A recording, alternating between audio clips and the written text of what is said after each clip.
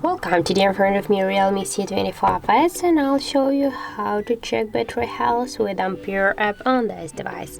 So first you should go into the settings, into the Play Store application, and here in the search bar enter the Ampere.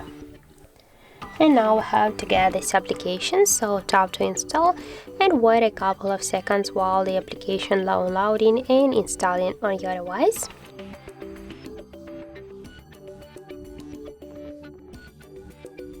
Now just open the app.